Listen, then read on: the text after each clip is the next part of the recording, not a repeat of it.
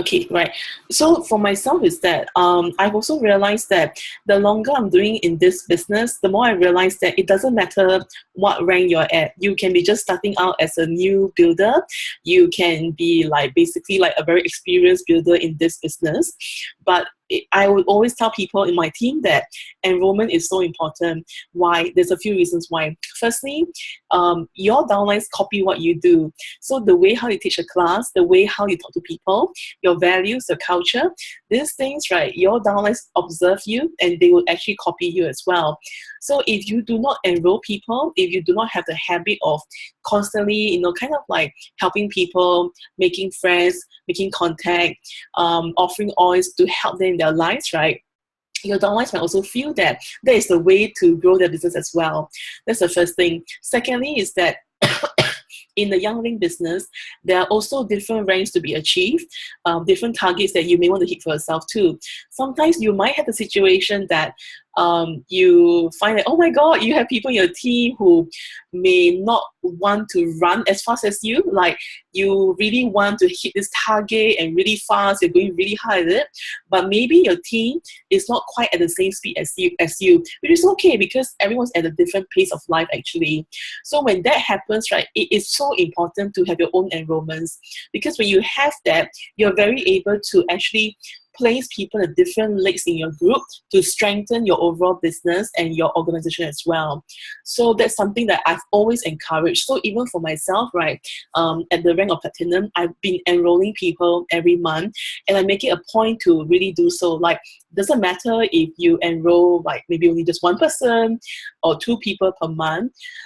It's just so important to just keep on sharing about the oils, kind of like having people be exposed and trying to the new product, to the Young Living products as well. So today's topic is about how to write with the social media and the web. And that's because, like, for myself, right, I have already exhausted my warm market. So all my friends, my family members, they know that I'm really using the Young Living oils. So for myself to be in that constant state of enrollment, I actually now do like, I think 100% of my enrollments on Facebook already. So nowadays, my enrollments are really not people that I know. They're not personal friends. They are really people who find me on Facebook, who ask me for help about using the products on Facebook Messenger, and they eventually enroll under me. So today's topic is actually all about how do you write, how do you write about the products? How do you share your testimonials in such a way that you attract people to you? You attract people to like ask questions, like they get super curious about the products. They ask questions, and you can clearly see that they are kind of keen to try the products, and that's what you wanted. Okay, so what I'm going to do is that I would be actually flashing my slide. So give me a sec.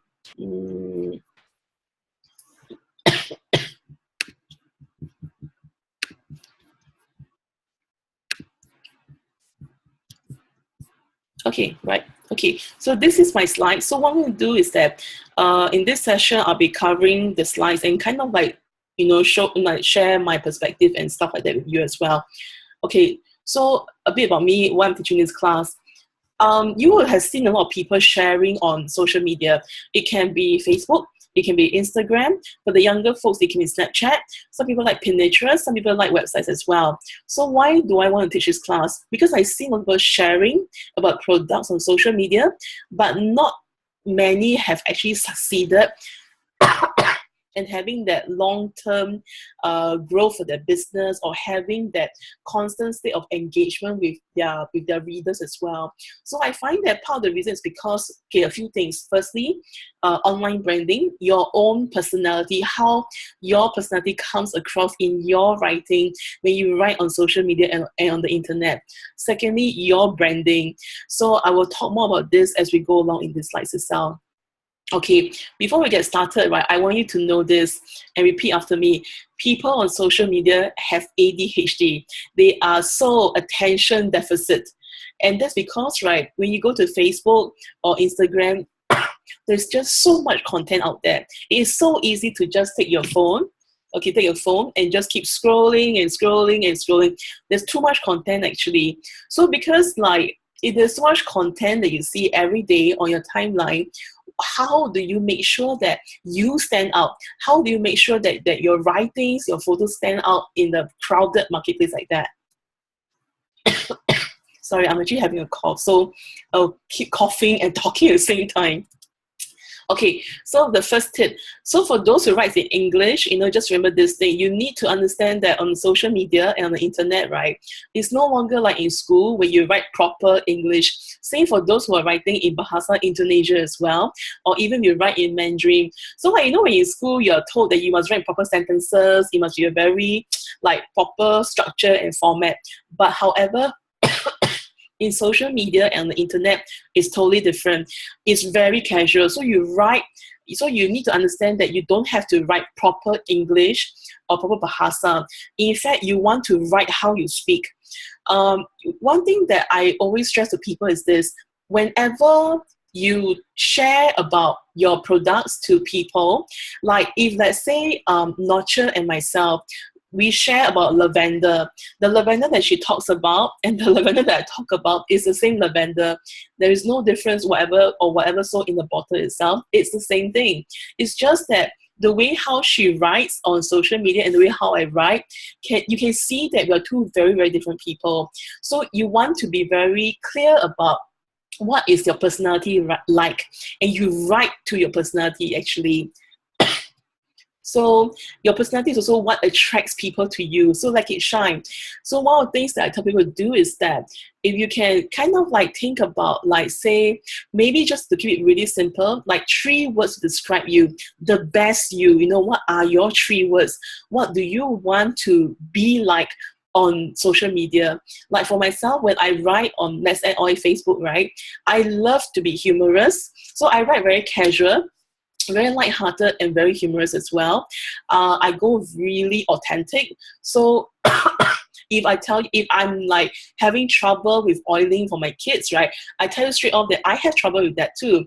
So I do have posts about like, if your kids is like, they don't want to be oil, what can you use? So I find it super important for me to be very honest about my oiling journey. So that becomes part of my personality as well, where I write about my experiences and my testimonies as well.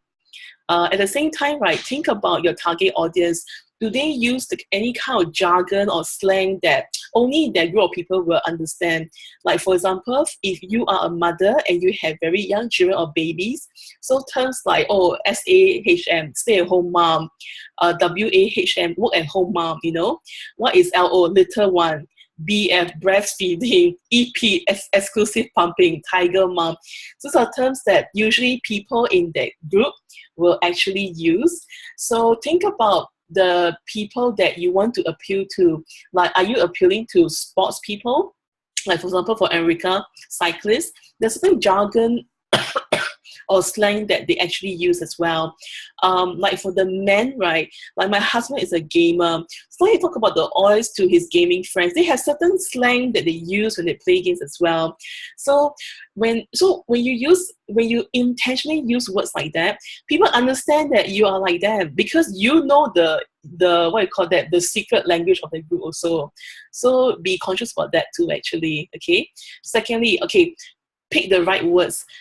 This is very interesting. So sometimes, I don't know about Bahasa Indonesia, but I do notice that for English, right, there are times that people keep using back the same words again and again and again. And I will kind of like illustrate this when I talk about this point, in the second point itself. So if you picture this, you are writing a romance scene, and then it's about, the lovers finally being united. They run across the beach to each other, and what do? You can say, they hold hands, or they grab hands, or they clasp hands, or they hug their hands together. So you can have many different words to use. And every different word has a certain personality as well. Like, for example, if I'm talking to you and I say, I spoke to this person, or I whispered, or I shouted, these are stuff that kind of like it will evoke different kind of feelings or emotions in people as well. So be super conscious about, what are the words that you're choosing to use. And when I have been trained as a writer before I'm doing this business actually. So at the time, right, my boss is actually a script writer.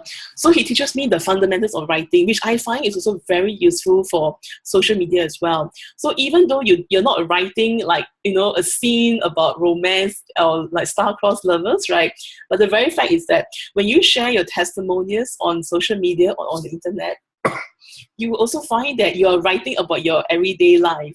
So kind of like knowing what words to use to convey certain kind of emotions, it is very important. Because if you are writing very factually and your writings don't may not grab people's attention, it doesn't really serve its purpose. And I'll kind of like explain why in the slide of 2 slides after this actually. Okay. Tip number 3. Okay, how readable are your stuff? So sometimes I see extra words being used. Like for example, in additional, you also need to use this thing. So the word in additional and the word also is actually extra words. You either use in additional or in addition or also. Or things like, oh, she touched the hot fire. Everyone knows fire is hot, so you don't have to say hot fire. Or for Singaporeans, right, it could be words like, oh, that bottle is black in color. Black is a color, so strike off the word in black. So whenever I write stuff for social media, I always check for my sentences. Are there any extra words that I can delete off and make it tighter in terms of writing? Because when the sentence is too long, people can lose focus when they're reading. Don't forget that for social media and even for the website, right? When people read stuff, they don't read like a book. So they don't actually read from left to right, as in a page. They actually read like from diagonal left, scrolling down to bottom right. From top left to bottom right. So because people read so fast, they skim so quickly, you kind of need to make sure that your writing is very tight so that certain words stands out and grabs their attention straight away. So one of the things that I also teach people is that when you write your stuff, right, remember the principle of R, and R. Firstly, do people read what you've written? Do they remember? And also, do they respond? So I love Facebook because it is Facebook, Instagram, because there's a very automatic feedback mechanism. If people kind of like, they love what you've written, they kind of like, yeah, I totally understand. I totally agree, or I don't agree, right? You suddenly see like, wow, the people liking your post, loving or going wow, or even they putting comments on your post itself. So when you see that, you know that whatever you have written strikes a chord in them, that they resonate, that they kind of like your post is of interest to them and it really resonates with them. So yeah, do they read? Do they remember? Do they respond? When I write for Facebook, I know that whenever I write about like oils to use for babies and children or for homework for the young kids, right? I know that this post has a very high engagement rate. So typically the likes that I have, the likes and the love that I get is usually a 70 and above to about 100 plus, and a lot of comments. When I write about stuff like, self-care for women, like things like, using transformation for my emotions, I get very few likes. So it also tells me what is my target audience in the Let's Add Oil Facebook group as well. So it let me know, it kind of give me insights like, do I still want to write about, self-love, self-care for women, empowerment, or do I go back about, focusing on babies and young children, stuff like that. So I like the feedback mechanism because they give me a very quick measurement, what am I doing right? Does it give me the responses that I wanted? And so it's so important because if people read and remember and respond, there's a very high chance that they get drawn into my sharing on the products, and it also may lead to private conversations on Facebook Messenger, or even on email, or leaving a comment on the website itself, right? to ask me further, like, oh, I'm kind of interested about this product. Can you tell me how to get it? I want people to get their conversation with me so that I can actually kind of start to, like, teach them about, oh, you can join as a member if you're joined under me and stuff like that. So I will actually really like be very conscious about how I write on the internet actually. So at the same time, just know that there's just so many information online, so much. So how can you have your staff, right, hook people to keep writing? So one good example is this. On Facebook itself, if you have noticed, if your post is very long, Facebook will kind of like, they will cut it off halfway, like maybe like the first paragraph, and they put the link there, more. So if you click the word more, right, it will expand to a full post itself. When you see that kind of stuff, right, one of the things that you need to understand is that because Facebook truncates your post, make it shorter on the first view, you want to make sure that your first paragraph is like valuable real estate space. You need to grab his attention in there. So one way to grab it is actually to capitalize your title, make it a really eye-catching title as well. Put in a really good graphic or photograph that is very eye-catching, that people want to read it further actually. So I would actually put all my hooks into my first paragraph for writing and make sure that it gets people to, hey, yeah, I want to read more. So I'll click more to read the whole post. I want people to do that actually. Some things to know, because there's just too much information on the internet. Some of the stuff that people will actually really remember and they really want to keep reading is stuff that is humorous, funny things, entertaining. Anything about sex is also it also hooks people in actually. Stuff that is so important to know. Like for example, if there is any political news in a country, if let's say like we have a new prime minister being elected, that is something that is so important that every citizen will want to know actually. So it's important to know news. Life and death situations, like for example, like articles on Facebook where you say, oh, things that you need to know if your child is choking. Wow, straight away, parents would definitely read the article because that is so important for a parent to know. So when you write your post, right, think along this line. Is your post like, it doesn't have to fulfill all the criteria. It can be funny, it can be entertaining, or it can be about sex, or it can be important to know, or life and death situation. I have some posts where I talk about oiling, and I know that I can go super standard, like I can say, this is okay for new users. This is some basic principles about oiling. I can do that, but it can sound very dry and can be boring too. So what I did for that post is this: I put that. Are the oils safe for my baby? I know that when I put a title like that, it grabs the attention immediately because I know that for Let's Add Oil Facebook group, right, most people are mothers of young children. So the titles about safety, is this safe for my child? It will definitely pull them in straight away. So I can see that series of posts talking about like which oils are safe, dilution ratio, how frequent can you oil, right? It has resonated a lot of people. So I can see the responsiveness in those 3 posts have been super high actually. Okay. The other thing to also learn is this: when you finish writing your post, right, before you click publish, read your post out loud. The reason why you do that is because you want to check for pace. If you have written too many lines that is too long, you will find yourself as you read out loud that you're kind of like, pausing for breath because it's too long. So reading out loud helps you to pace your writing, keeps the tempo and the tightness of the writing there actually. So this is a good tip if you are worried that are you going too long-winded, or you have not been like breaking up into shorter sentences on your article. Okay, 4th tip. You want to write, edit. Okay, what do you mean? If you're a person that you hate writing because you write a bit and then you get stuck because you want to have a perfect first draft, just know that it doesn't exist. It's a lot easier to just anyhow write for your first draft and just brain dump everything out. It doesn't matter if it's ridiculous. Just throw everything out from your brain into the article, because it's a lot easier to edit a piece of writing than to try to do a perfect first draft from a blank screen. So I prefer to write quickly and edit, because it's a lot easier to tighten up my writing that way, versus like trying to like do it perfect, sentence by sentence at the first time actually. Yeah.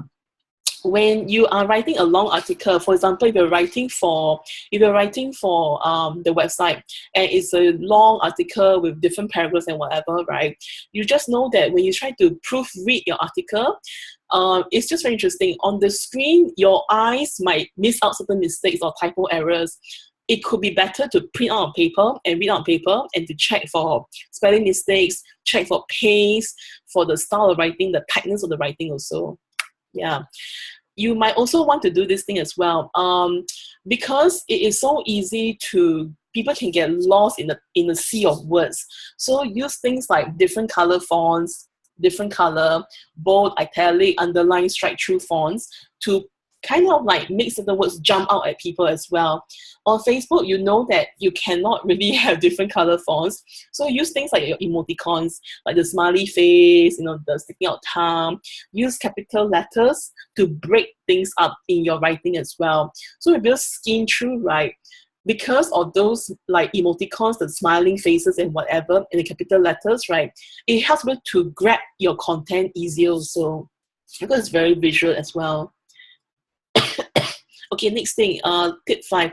This is my last tip actually. So for this one, right, tip 5, compliance. Okay, so one of the things that we also want to really focus on social media is that you want to be compliant. It is so easy to share about illnesses and to share about like, oh, I use this for running nose or cough or whatever, and it does get people to be interested in the products. The only problem is that because right now for Young Living, right, they do have a compliance team in Asia. Like for both Singapore and Indonesia, Dewi Alma is fronting the team. For Malaysia, is this guy called, I think, Evelyn Kuro or something like that. They do monitor Facebook groups, because there are a couple of times that Dewi will message me and say, hey, your post, you need to change these words. It's not very compliant, okay? And I find that if we are in a habit of sharing very uncompliant stuff on social media, it's a bit like a ticking time bomb, because it's like I would never know who might try to report me and try to, like get me to pull off my contents from the social media. So from the start, I would really want to go cleaner. So I go compliant. At the beginning, it may feel very difficult to do compliant writing. But actually, the more you practice it, right, the easier it does become. And you will find little tricks and ways to get past it also. So there's some stuff that written that I know was a big gray area, but it passed through. So you want to practice your compliance muscle, because I find that growing your business through internet and social media is very powerful. The potential and the opportunities is unlimited. You can reach out to almost anybody, like how big your group is how big the potential is as well. So I find that going compliant is very important for that. If you're not compliant, then one thing is that you will be afraid that when anyone tries to print screen or screenshot your post and then report you to the compliance police. Then second thing is that you're teaching your downlines to do the same thing as well. So just remember that in this business, right, your downlines are watching what you do and they copy you as well. So if you're doing something that is risky or is like it can be a very short-term approach to your business, your downlines may copy that too. So it's to be aware about that law. I mean, we do a lot of uncompliant sharing on real life lessons because it's a private group. But I know that like for the Young Living Indonesia user community Facebook group, and also for Too Many Legs, Let's Add Oil, Essential Wellness, these are all public groups because we want to get people to come in and join so that if they ever want to try products, they know who they can speak to as well. So I like to keep things compliant so that I can open up the group to everyone. I don't have to be like secretive or try to hide things from people. So it's kind of like doing my business out in broad daylight versus trying to hide it, somewhere else actually, which is what I prefer lah. Okay, tip number 6. Right, if you can kind of like know what is your personality, what are your strengths, and which social media platform or even the internet platform that you like, right, you can start to choose or even focus on the different platforms to grow your business. So I'm just going to quickly show out there different platforms that you have so far. And this is not the only ones. There are many others out there that are not so well known actually. So one of the things that I'll tell people straight off is that, I'll just share a few quick things about each social media platform. Facebook is like the biggest one right now, and it's been around since I think early 2000s actually. Okay, one of the things that you want to be aware of is that the younger crowd nowadays, they don't really use Facebook. They find Facebook is like for fuddy-duddies. They find Facebook is like for old people like us. So the younger crowd right now, they are more on Instagram. The even younger ones as teenagers are now on Snapchat. So one of the things that you want to understand is this: because the younger folks, right, who next time will become mothers with young children, who next time will have the earning power to buy the young living products, if they are not on Facebook, there is always there's always the importance of learning about other social media platforms and thinking about how to grow your business through those platforms as well. So like for Facebook, it's going to be for this generation and the older folks, and maybe up to those that is in their 20s too. But other than that, they're more towards Instagram and Snapchat already. And it's not very likely that they will actually go to Facebook. It's more likely that people who are on Instagram and Snapchat, as they grow older, they will very likely stick to that platform because that's what they're so used to actually. At the same time, you want to understand do you like what are your strengths? Like people who take super beautiful photographs like Kitty will find that Instagram serves her very well because Instagram thrives on beautiful photographs. Like the thumbnail gallery is fantastic. You can actually design photos over there, right? That creates a certain theme about yourself too. I like Facebook because I needed to write long stuff and I'm not fantastic with graphics. So I love Facebook for the fact that I can have a community, create engagement, and understand through the feedback, how has my post been doing? Is it well received or not? So I prefer Facebook, but I have been looking at Instagram to think about how to grow my business there too. So each platform has different ways of tips and tricks that you can use to grow your presence as well. So for example, on Facebook and Instagram, the photos are square, you know that, right? For Facebook, the photos it can be slightly more rectangular, but for Pinterest, right, for the photos to really show up properly, it has to be rectangular. So anything that is square or horizontal, like landscape, right, it doesn't work very well. So knowing all the different, different quirks of each social media platform and the kind of people that hang out at these platforms, right, will also serve you as you grow your business too. I can tell you that I am very experienced in Facebook. I am really not fantastic at the other platforms. I know a little bit about WordPress. So I focus on my strengths, which is Facebook for now. Yeah. Okay, so that's all I have so far. Does anyone have any questions for me? Yeah, you can just put it in the chat, or chat as in the Zoom chat, not in the WhatsApp chat, yeah? Or you can just unmute yourself and, ask questions.